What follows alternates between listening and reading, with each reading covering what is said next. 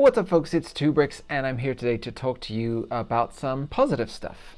There's been a lot of heat aimed at the LEGO Star Wars theme recently, mostly due to the fact that the $1,000 Death Star set has been soaking up all of the oxygen in the community, and everybody has an opinion about that. I myself made a video looking at the set from the official images. That was before we got like all of the information. We got to see every single nook and cranny of the set. But yeah, my reaction on it is also mixed because it is a $1,000 set. It demands a lot of scrutiny and attention, rightly so. But I just wanted to take a second to show you some sets that I recently built that I think exemplify what the LEGO Star Wars theme is doing right in 2025. And I just wanted to give you a quick review of these three sets and tell you why I think that they are worth your time, and just throw a little bit more positivity onto the overall heap of negativity that has been thrown around recently. Also, I just wanted to say I'm not going to spoil the contents of this until later on, so I just wanted to show the box right now, just in case you are one of those people who loves to just purely get the experience of building the advent calendar day by day and you haven't looked too closely at what's in the set. So I'm going to start off by reviewing these two sets here, and then I'll do this one third, and we'll give you a little spoiler warning for when that's coming up.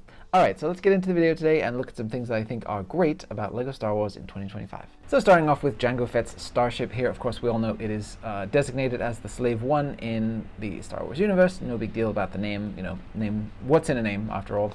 The set itself is great, and it has a clear reason to exist as a cheaper alternative to the UCS Slave One that we got this year, but this clearly has the audience in mind for it. This is a toy that is designed for kids age 9+, and it really perfectly captures everything that it needs to do and is a great toy, and I will be showing you all the little features that it has in a minute. You get extra pieces, you get a small sticker sheet here with I think some pretty valuable stickers, and then your 3 minifigures here as well. The only difference here between Jango and Boba, who came in the larger, more expensive set, is that Jango doesn't have the arm printing.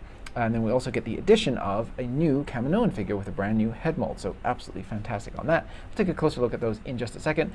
But the ship itself comes on this little neat stand, which is also a sort of an ammunition cart type of a thing, of which we see many in the Star Wars universe. So it just functions as a stand there, which is exactly what the previous Boba Fett's version, the red version of the Starship, came with. That set, which came out for the Book of Boba Fett season, and this one just corresponding, of course, to Attack of the Clones and the release of the UCS set. So this actually has a few more additional functions that the massive UCS set did not come with, which is very cool. And so I'm really excited to get in and show you that stuff. But yeah, nothing here with the instruction manual, standard stuff there. And I do like the minimal sticker sheet. Oh, and this back section box art here is really speaking to me. It's actually inspiring me to want to go and build a certain mock of a certain kind of scene from a certain planet that this is making reference to here. So it's actually really doing it for me. So Lamasu here looks absolutely great, and the reason why it's a different headpiece that's required for this with a brand new mold is that we have the frill, or the sort of mohawk look here, and then also the collar piece that is different. So that makes this entirely a new figure because there's no commonality between the torso or skirt print or the headpiece. So an absolutely brand new figure here, and that's something that I really wanted to highlight in my video here today, is all of the things that we're getting that are actually brand new from LEGO Star Wars in 2025 in less expensive sets. The bigger the set, the less new stuff we're getting, which is an interesting paradox. So yeah, the printing here for Lamasu, the Prime Minister of Kamino, looks absolutely great, super faithful to what we see in the movie, and overall just a fantastic looking figure. I mean, the face print looks really nice there and captures, again, what we see on screen very accurately, I feel, and is a perfect Legoification of this character. Boba here is exactly the same one that came in the UCS set, so nothing new to speak of with him. And then still the same controversial choice of hairpiece there. And then again, Jango, the same exact one that we get in the UCS set, except for the omission of arm printing here. So this just makes it a cheaper alternative for folks who want to get their hands on a Jango Fett.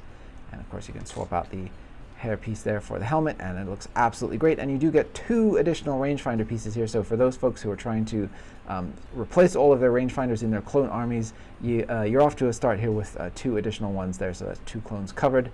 And I think the rangefinder looks absolutely great. This is another new element for 2025, and it's spectacular. So there's those figs. And then starting off here with the little cart build, which I really enjoy. I'm pretending that Lamasu has told Jango Fett not to park in a certain spot over and over again and just got tired of telling him, so he's going to go ahead and tow the Slave 1 away using this cart piece here. But yeah, it just acts as a very simple little stand, and it's very it's quite ingenious the way that that just fits onto there. You fold this down, and then you have this sort of ammo storage cart. There's nothing in this crate, but you know, you could put the additional shots for the back cannons here into this box. I think it would fit 3 of them, I believe.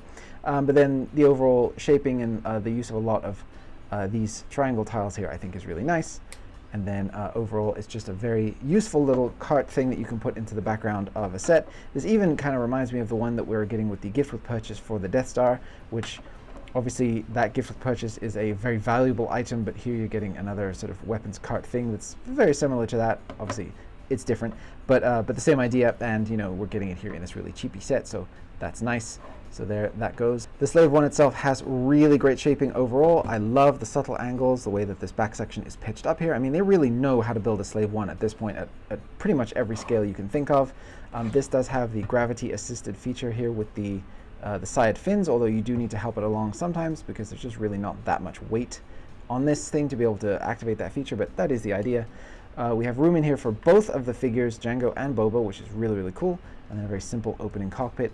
Here, I'm not sure, there's a little tiny sort of a gem piece down in here, and I'm not sure if that's meant to be a reference to something, or if that's supposed to be just because that particular piece fits really well into that space. You can let me know down in the comments if that's a reference that I am not aware of. But yeah, it's very, very snug in here. There's no control consoles or anything like that. There's some dog fur though, sorry about that. No control consoles or anything, but there is the indication of some lights, and like I said, you can fit both Boba and Jango in there, and let me show you how that looks. So you just lay Boba down in the back, and then you just use these studs here, and you can just sit Jango down in the front like that, and he can actually keep his jetpack on, which is really great. And then also you can see there, you can just make out Boba's face over the top, and then so you can see them both in the cockpit there. I think that's absolutely fantastic. I mean, what more do you need for a tiny, tiny ship of this scale? And to be clear, this is tiny. Comparing it to, say, for example, my Obi-Wan's Delta 7, it's shorter overall in length than that, and this is a tiny ship. I mean, this is minifigure scale, but you know. But yeah, it just goes to show you the absolute minimal design here that they've got, and yet we have 4 functioning cannons down here. We have a pull-out handle right here, so you can actually pilot the ship around, and then have your other hand free to activate the cannons if you're doing, recreating a chase scene. We have really nice, accurate details in here for the engines and all of that kind of underside stuff. And then this is the opening door that is activated with a little hinge here, and that lets 2 sonic mines fall out as well. So you can do either load them up one at a time or just put them both in there, and those are just loaded up in here through this little trapdoor section.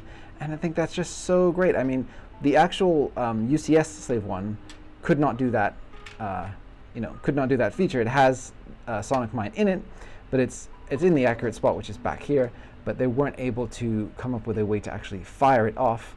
So you just sort of have to, put it in and take it out manually, and this actually uses it and turns it into like a bomb drop mechanism and adds play to that. So that's absolutely fantastic.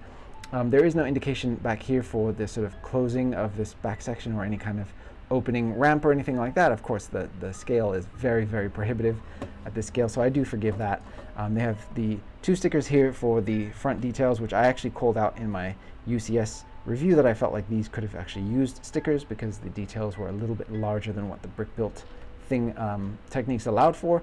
These I think are not necessarily needed. I mean, they add detail in here with the grill sort of pattern there, but it's not especially essential. So if you did want to leave those off, you could. And then the last sticker is the one up here on top, which is difficult to apply because you have to center it manually, and it's applied across a curved surface. So my one's a little off to the right, so I didn't quite get it centered up there, so that's a tricky one. And I would have preferred this be a printed element personally, just for the trickiness of getting that sticker on there. But I understand again, why they went with a sticker on this piece. But overall, I think this is an absolutely fantastic design, and for $70 for 703 pieces, I think it's great value for money as well. You're getting nice additional bonus elements here, like the rangefinders. Obviously, the ability to get a cheap Jango Fett figure that is, pretty premium, other than the fact that it doesn't have arm printing, I think is nice, and the fact that it even has an included stand. I mean, really, in a package this scale, what more could you realistically ask for? I think it's an absolute triumph, and I think that it's pretty much a perfect little Lego playset, and something that would make for a really great Christmas or birthday gift for any young kid who loves Star Wars and particularly enjoys the prequels. And here's a look at the two Kaminoan figures that we've gotten so far from Lego. So obviously we're now represented, we have a male and a female character. We have Tonwi and Lama Su. So the two main Kaminoans that we get to know in Attack of the Clones and mostly in the Bad Batch. So that's really great. And you can see here they both have the unique face printing, unique head sculpt, and the unique body printing as well. So it was absolutely not necessary for Lego to include this figure, and I'm so glad that they did, because this really elevates it into the realm of being something that is worthwhile and justifying its own existence, beyond the fact that it's just a cheaper alternative to the UCS set for kids who actually want to play with Lego toys and don't have hundreds and hundreds of dollars to spend, which I think is already justification enough. They also give you this bonus as well, and I think that's absolutely fantastic. You know, this didn't come in the UCS set, this came in the small set, and that's great. So more of that, please, Lego. Absolutely love it. And then next up here we have the Force Burner Snowspeeder, which is very funny that it's still called a Snowspeeder when it's very clearly not meant for snowy environments, but we all know it is a Snowspeeder, so that's what it is. And I think this is another fantastic toy that knows exactly who its audience is and what it's trying to be. Again, standard instruction manual, lots of stickers on this one, although these are much more essential, I think, to the overall look of this thing. You really can't get the flame look, the Optimus Prime flame look, without getting a bunch of stickers that have flame elements on them. Although I do really appreciate the amount, oops, I got an extra piece stuck in here. That's an extra lightsaber hilt, whoopsie daisy. I do really appreciate the amount of brick-built flame details that we get in here, and I'm going to show you those in a second.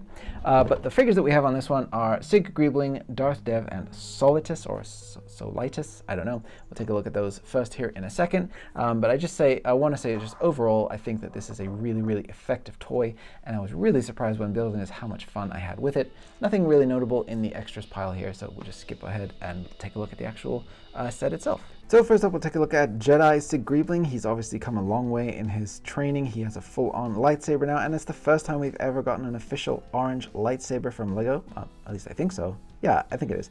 And that's great. And I really like his robes here. They look suitably sophisticated and Jedi-esque, and he's got a little scarf there as well, which is just kind of makes him a little bit unique compared to other Jedi figures. And then that scarf obviously continues around the back.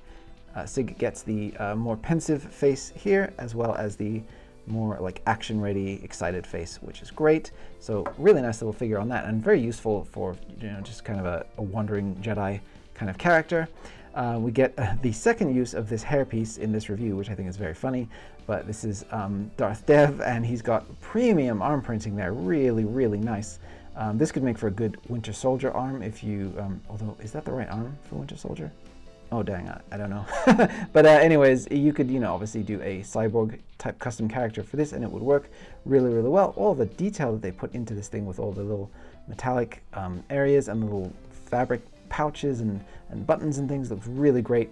And then he has a standard red lightsaber there because he's aligned with the Sith. Oh, and an extra face for him, which looks a little bit more worried, I guess. And he's got the little notch cut out of his eyebrow there, which I think is cool. That's just a part of his character because, he became a Sith and was slashed promptly with a lightsaber or something to that effect in this alternate timeline. And then here we have Solitus that has a unique lightsaber weapon that we've never seen before. So it's literally just two lightsabers connected with a chain, so he can whip those around like nunchucks, probably causing all kinds of comedic, horrific things to happen. But if we take those two purple lightsabers away, which is nice to get, we have a really nice looking figure here with a mysterious purple gem around his neck. It looks to me like in the face print here, he could be trying to evoke like a Darth Plagueis, or he could just be the same species as Cad Bane. I forget the name of the species now. But either way, I think this really works as, especially what we saw in the Acolyte with the hood and everything. This could totally be a Darth Plagueis stand-in figure, and you could switch out the robes if you don't want the sort of gem and the things that are giving it away as being part of the Rebuild the Galaxy series. You could just give a standard sort of Sith dark robes to this character, and you would totally have a really nice stand-in for that. Very, very simple printing on the back here. Almost didn't need to bother, honestly. Just a couple of folds for the fabric and a tiny little bit of the black there for his hood element. But yeah, it's still nice to just not have it be fully blank. So I like that. And his robes are pretty chill there for a Sith. So I don't know what this character's deal is. We don't know anything about him yet. I have not seen the shorts as of the time of recording this video, but I think these figures are a really great selection. And taking a look at the elements included with the set itself, we have this nice design for a STAP. This is actually my favorite of the current crop of STAP vehicles that we have currently. So for those of you who don't know, these are supposed to be the little battle droid speeder bikes that they cling onto, and this is obviously adapted for use with a human minifigure. It's a little bit chunky, but overall I think it looks really nice, and it's the closest, I think, to an on-screen accurate representation of a STAP of the current, like I said, crop of them, because I think there's like 3 different designs in circulation right now. Probably would be nice to unify those a little bit so that we don't just keep getting multiple STAPs, and they could be placed in scenes together for people who like to do army building and stuff like that. But I think overall I like the appearance of this thing. You can actually move the cannon up and down just a little bit so you can get a higher angle there to shoot. And then obviously here I'm just picturing this random crazy weapon, you know, flying in and doing all kinds of insane damage with this thing. This is a really weird, cool concept, and I'm really excited to see what they do with it in the show. But there's that. So the STAP is cool. That's your sort of one enemy faction vehicle there. And then we have this little speeder bike, and I really appreciate how this actually is, you know, the proper scale for a speeder bike in the Star Wars universe. They've been getting bigger and bigger and bigger and less realistic for minifigures to use for quite some time. So I really like how this one is scaled down to a nice size. And then we have obviously the continuation of the flame color scheme there from the Snowspeeder, and then a couple of stickers at the front here to just bring those flame elements in. And I think it looks great. And you know, the like I was saying, the use of the brick built flames to continue that motif down and not just doing stickers for everything is much appreciated. And on this one there's no unique detailing from side to side, it's even, but on the Snowspeeder there's a little bit of asymmetry as well. And then that also kind of fits in with the orange lightsaber you know, that Sig has here, so maybe, you know, it's very possible that he's colored this thing to match with his motif of orange, which I think is cool, and it just makes it you know, make sense. And there's a clip here on the back for his lightsaber if you want to do that. This is very plain back here, but it's essential for the design, and you'll see why in a second. But yeah, this could have used a little bit of detail, maybe even a sticker. We have the main event here, which is the Snowspeeder itself, and this has a beautiful new piece here for the canopy, and I think that looks absolutely perfect. I mean, this is a perfect minifigure scale canopy. Well, minifigure scale by LEGO standards, it's a little scaled up for the Snowspeeder still, but as far as the sort of standard size of Snowspeeders that has been the standard for 25 years now, this is a wonderful new piece to be able to do that. And of course we have it here in the yellow and black. I'm certain we're going to get it in trans clear and white or gray at some point, so we can do regular Snowspeeders with it, because this piece is just simply too good not to do. And it's dual molded. It has the correct amount of window struts there and great visibility all around. It doesn't have a bunch of, like, you know, extra junk clouding up the view screen here. It's just perfect. And in, you know, again, it's included in this relatively inexpensive set. And I think overall this is also a great looking Snowspeeder. You can even very easily, you know, remove these elements if you want it to look more like a classic movie Snowspeeder and not have the fins. The fins are a reference to the sort of desert land speeder or you know, desert variety of Snowspeeder that we've had in the past that LEGO adapted into its own toy, which I thought was really fun.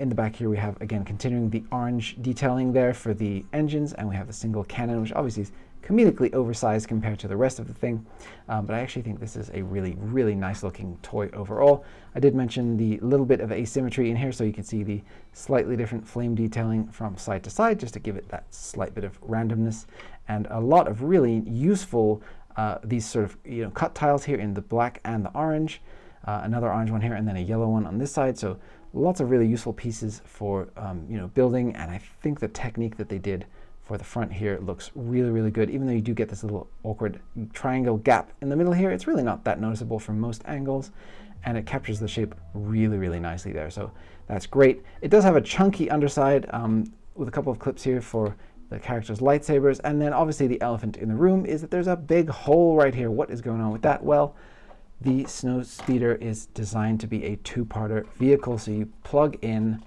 the speeder bike here, and it just clips in underneath like so. And then that acts as your second, co-pilot seat. And unfortunately, it is very gappy underneath there, but I'm not too worried about it. And then you do also, unfortunately, get this part sticking out of the back, which is a little bit awkward once again. But the idea is that this is a combo vehicle, so you would fly in and then deposit, whichever character is going to go off on a side mission. They get dropped off, and then obviously you can't take this thing into orbit because it has a big hole in the bottom. But then I don't think Snowspeeders are meant to be able to be in space, so that works out just fine. But yeah, the gapping is unfortunate, and it could have used a couple of panel pieces or something to block off some of that light from getting in there. Maybe even a couple of additional fins down here or something that could be angled in. That would help to cover that up. And it is annoying that this part sticks out, so it kind of gives the game away that there's a speeder bike under there. But I think as a toy, it's really, really effective. And you could still, totally slide it around on the ground with the speeder bike element in there, and the characters look great when they're sitting in their seats. Let me put those in. So yeah, there you go. The characters are in place, and the windshield just lifts up like that. And I do like that they also have 4 studs on the back of here as well, so you can definitely, adapt this and use it for other things. But yeah, there the characters are seated, and to deploy this, you can literally just push on it, and it'll come out because it's just attached with a single clip. I have noticed that this back section does keep wanting to come off, so you just have to squeeze that back in. It's under a lot of stress from the fact that everything is connected right here, so I think it just works its way free, so that's a little bit of a design issue there. But yeah, overall the concept I think works really, really well. The execution is not perfect, but I really admire the attempt. So I think this is a great original design, and it's not meant to be a Rebel Alliance Snowspeeder. It's meant to be a sort of rebuild the galaxy, different version of the vehicle that serves an entirely different purpose. So I think you get away with a little bit more than if you were trying to pass this off as a Rebel Alliance Snowspeeder. So that's great. But yeah, I think the play patterns here work really well. Like these two going at each other, using the cannon to try to fend him off, and then deploying Dev to come out and attack from a secondary angle there. And he can also, you can attach his lightsaber, take it out from underneath, attach it onto his speeder so he can have his lightsaber there as well. Obviously, you kind of have to do that afterwards because it doesn't fit with the saber inside of here. But yeah, then the kids can imagine doing a team up, right? If assuming that Darth Dev is on the up and up this season, and this guy Solitis is the main bad guy, then they can do a little Kylo Ren Rey team up against the Praetorian Guard type situation and double cross the baddie. And I think that's great. It works really well, and I absolutely adore this new piece, which must have been really expensive to produce, and it's a dual molded piece as well. And again, just something brand new that we are getting in a small, relatively inexpensive set. The price to part ratio on this is not as good. It's $55 essentially for 370 odd pieces, which on paper doesn't seem great, but you're getting three full vehicles here that 3 kids can be independently playing with. They can then combine and transform in that way that you can capture one with the other. And then you get 3 really nicely produced minifigures, and one which I think is definitely supposed to be a stand-in for Darth Plagueis in the mainline Star Wars universe. So for people who are, again, trying to get official minifigures to represent things that we haven't gotten before, this is a great one to get.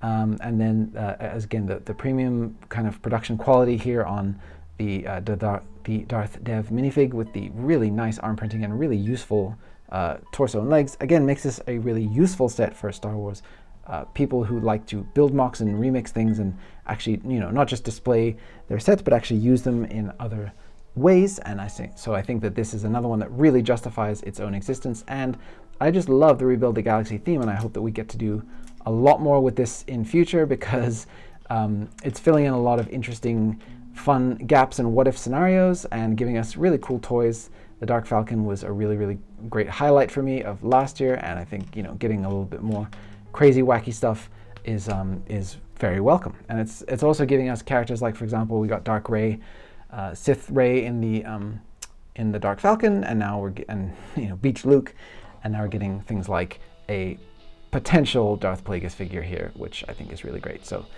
yeah, absolute win on this one. Again, the only thing is that the price could come down, I think, If this were a $40 set, it would be absolutely perfect and fantastic, but obviously the cost of a brand new element like this and the cost of high quality minifigures does drive up the price of these things, and that is unfortunate. But overall, I think what you're getting here is a really effective toy, and I don't think anyone who gets this as a present is going to be disappointed if they like Star Wars, and if they don't take canon lore stuff too seriously, and they don't mind a kind of flamed up color scheme for this Snowspeeder here. I think they're going to really enjoy this set. So I really dig this one. All right, and then here's your spoiler warning. So jump to the following time code if you want to see my final conclusion without spoilers on this particular set. 3, 2, 1, here we go. Okay, so here is the Advent Calendar set. The thing that I like about this is not the price to part ratio, which is objectively quite bad. But I'll talk about what I do like about this in a second. But here's the extra parts list. Absolutely tons of extra pieces, because, you know, Advent Calendar builds every single day for the most part comes with additional pieces because they are also tiny, and LEGO mandates the tiny pieces get spares. We have a couple of extra droid arms and things which you can use to customize some of your droid options in here. So, you know, that's all well and good. But let's take a look up close at what we get in this set. All right, so here's all the individual days broken down, and they're not in order though. Each of these is one single day, so that is one unfortunate thing. It's both a huge win and also something that's kind of unfortunate, is that those days don't involve any building whatsoever because they're a single piece build represented for that day. But the thing that this has that no Advent Calendar before it has had is, well, two things. One, a complete lack of spaceships, of micro-scale spaceships, which has been a staple since the very beginning, but I'm actually not mad about that. And number two is a unifying theme. So typically the Advent calendars just sort of jump around loosely, having maybe a few related days, maybe 1 or 2 days that are designed to attach together and build into something slightly larger, which we do have a little bit of here as well, a little bit of interconnectivity. But the whole thing is, this is Babu Frick's, which is included here, first time ever. That's another brand new element, which we'll take a look at in a sec. But this is Babu Frick's Droid Workshop. And so you're actually building something that is designed to be a single space with a lot of different characters inhabiting it, and you kind of build up a little bit of the store itself. And so I'll show you all of those parts connected together here in a second. And the other thing that this has that I think is really great is a C-3PO with the red eyes from Rise of Skywalker. We finally got our red eye C-3PO, and it's really funny that this C-3PO right here is actually more valuable and has more special elements to it than the one from the UCS Death Star, by virtue of the fact that this has a new head element with the printed eyes. So that actually makes this a more valuable 3PO to have than the one from the $1,000 Death Star set. So that's just kind of funny. But let's get in here and kind of, I'll attach some of these things together the way they're intended to be attached, and then we'll go through the elements and take a look at what's special about this. So the very first day, the very first thing you get is this Babu Frick minifigure, and he looks so great. He's got little bar-sized hands there, so a regular-sized minifigure can be holding him by the hand, which is really cute, and picking him up that way. And of course, he's got the little stud attachment on the base there as well. So yeah, a brand new element that's never existed before, and he's got the goggles there, and he looks absolutely fantastic. And just look at all the detail in his face print. This thing is tiny, and he's got so much detail in there. This is on par with Grogu for me, as far as teeny tiny things that really shouldn't work in Lego form, but which translated magnificently somehow. So there's that. He almost looks like he's wearing a little thong, which is very funny, but that's just his tool belt. But yeah, there's your first ever Anzellan, and these are becoming more and more popular in Star Wars, particularly with their inclusion in things like The Mandalorian and the upcoming Mandalorian and Grogu movie. So there's that. Then the next thing you build is his little countertop here for the store. So he's got some little bits. There's a cup and this sort of weird tool here, which I'm not sure what exactly it's meant to represent, but it looks like some sort of like compressed air canister or something. And then there's some just other little bits and bobs around here, and then you just connect that up to the other modules as you go. So this is a painting station right here. So we have representation for paint in here with some different colored studs, a droid head that's waiting to be painted up, and some different color paints. And this is sort of a tool assembly section. I feel like I probably should swap those around, you know, assembly first, then painting, right? And then this is, I guess, to shovel up the extra parts that nobody needs and put them in this bin for disposal. And we have a couple of unique droid, arm colors in here that aren't represented amongst the actual droids here, but that you can use to swap elements around. So we have black and red, and then we also do get extras of those in the spare parts pile as well. So the black and the red, but they're the same piece. You don't have the bent version of the black. You get 2 straight ones, and you get 2 bent red ones, if that makes sense, right? But yeah, you could still use them, obviously. And then we have a spare parts bin right here. And again, I think this is a bit of a wasted opportunity because we have a torso, and there's a head that can go on that, obviously. And then we have the pearl gold legs, which I've never seen before in a battle droid. This is the same color as C-3PO. And then this extra leg right here, which you can swap out for your one astromech droid that comes in the set. You can give him a black leg if you want to. So it's a little bit of customizing back and forth, but I don't suspect many kids are going to be doing that. They're probably just going to use this like I am, just for set dressing for the little Babu Frick store. We get the seat here for C-3PO to get his brain surgery done, and he can take one last look at his friends. So there that is, and he looks almost like he's recreating the moment from Return of the Jedi with his little throne that floats through the Ewok village there. And then we have a whole bunch of droids here as well. Oh, and I should mention we have this little kind of Sandcrawler inspired build that comes in 2 parts. So we have the crane that attaches to the back, and the crane is designed to grab onto an astromech like so. And you can actually drive the thing around with the astromech attached, which I think is really fun. So yeah, that'll actually work. And then that's designed for our one minifigure that we have here, which is the Jawa that has the Christmas themed sweater on. So he's got some looks like some BD droids and a Gonk droid there for his sweater. And so he drives around this little vehicle, and he ferries the droids. I guess he brings in junked droids from the outside to sell to Babu Frick or something to that effect. So there's that. And then, yeah, we have a whole bunch of brick-built and regular sort of standard droids here, the most boring of which is the B2 battle droid, which we've gotten a whole bunch of this year. I say it's boring, but this is a relatively recent redesign, and we've gotten quite a few this year and I believe last year. And this is just a standard one. So even though it's quite a high-value figure still, I think it's just boring because we've already gotten a bunch. We have our customized battle droid in here with some unique colored parts, so he's obviously been cobbled together and recycled from other bits. We have a really nice little new design here for a pit droid. So he's got a really bulbous chest. I would actually probably leave that cheese wedge off. I think he looks better without it, to be honest. That looks more like what we know as a standard droid there, but of course I won't begrudge this very low piece count set having any more pieces in it. But yeah, I think overall that's a really nice pit droid. We have our first B2 Emo. Any representation from Andor, I will take it, and I'm super happy to have this as an official thing. I actually have, made a custom one years ago when the first season of Andor came out. What was that, like 2022 or something? 2023, I forget now. But yeah, I've obviously had to make a B2 Emo straight away, and here we have an official one. I don't specifically recall, but I don't believe he's supposed to have 2 yellow back feet, so maybe this is just another B2 droid. Maybe it's not supposed to be specifically B2 MO, but of course we're all going to treat it like it is because we love that character so much. So absolutely great to get that.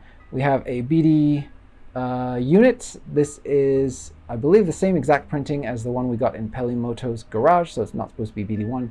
That is a unique figure still that came with the BD1 set. But this is a nice one to have because, again, anytime we can get a BD unit, they are very useful little droids, especially for people who like Jedi Fallen Order. I do want to double check if that is a unique color scheme, but I really don't think that it is. And if so, I'm going to say that's another missed opportunity. But if it is a unique color scheme, then good on you, Lego. Thanks for doing that. But yeah, I'll have put that information on the screen already if it is unique or not. We have a Buzz droid, which has some elements on it that I'm not too sure what they're meant to represent, like this large cone piece here. I mean, that allows it to stand, and then the bar off to the top. I'm not super sure what those are supposed to be for, unless I'm just forgetting that that's an element that actually comes with the Buzz droids. But yeah, it's got this sort of comically large cone that you could see as sort of the fly mouth of the thing, like suctioning onto the ship or something like that. But it's really just to allow it to stand. But it's really nice to get a Buzz droid. Again, would have been awesome to get printed pieces for that, but we can't have everything. But it's really nice to get those, so again, we have the recent Obi-Wan's Starfighter set. We can have those attacking. I know it's a different Starfighter, but still, it's nice to be able to have something to use with other elements. We have a Treadwell droid here with a really nice, accurate build, and it's really useful part right here, which you can use to make droideka feet, or droideka like hips with, which I really like. It would have been nice actually to get a droideka in this set, but oh well. But yeah, so there's a Treadwell, and it looks very, very accurate to what we see of the on-screen representation of that, although I don't think a lot of kids are going to necessarily know what that is to care. An Imperial Probe Droid here with, it's a little bit flat, it's a little bit squat looking, but it's actually a pretty decent build. It's never going to touch the best ever Imperial Probe Droid build that we had from a couple of years ago. That was just an absolutely mind-blowing little build, but this is a more kind of a standardized one. This is, I believe, a Christmas tree themed, I want to say medical droid, unless I'm getting that mistaken. But I think this is one of those ones that, put Darth Vader back together. So there's that. And then a mouse droid here in the sort of peppermint, color scheme, which is nice. And it's obviously it's holiday themed, right? But it's still a useful build, and it could still definitely be a real thing in Star Wars. It doesn't, you don't have to see it as holiday themed, which is nice. Then we have this really ludicrous gonk droid that's just absolutely loaded up with parts. It's got ice cream scoop, spoon on the side here, and it looks like it's got gumdrops on it. Got all these transparent elements here, so it's absolutely crazy. Whatever this is supposed to be, a Christmas pudding gonk droid with the broom off to the side. So he's doing some cleaning tasks, I guess, and he's got like a little extra arm off to the side here. So yeah, really weird one. But I don't mind the occasional wacky inclusion. So there's that. And then we have the sort of special, so it's a BB-8, snowman themed build here for the final day for Christmas Eve with a tiny little, I guess, Christmas tree, which is fun. And then he's got the top hat on. So you could probably use one of the extra studs included in the spare parts here to raise that up a little bit. Let me just do that. If you wanted to have his eyes be more visible, yeah, that's nice, I think. And yeah, he's got the nice unique printing for the body, so that it's got the same kind of markings but in snowy form. So the characters all went outside and built a little snow BB-8 for fun, and I think that's cool. And overall, I think that even though what is here is very basic, and again for the parts count, it's objectively terrible for the price. However, what I really like is that it has that unifying theme of a droid workshop, and the builds make sense for what is here. And I think kids will mostly have fun. There's a couple of dud days, but there always are with advent calendars from Lego. There's always a few days that are like, oh, that's pretty lame. And I think a lot of kids will be disappointed if, for example, if they don't like the Anzellans. I'm so happy to get this, but yeah, a kid who doesn't know who Babu Frick is probably just going to be like, oh, that's it for day one, okay. And the same goes for the BD. It's like you don't get to do any building in your Lego building for those days.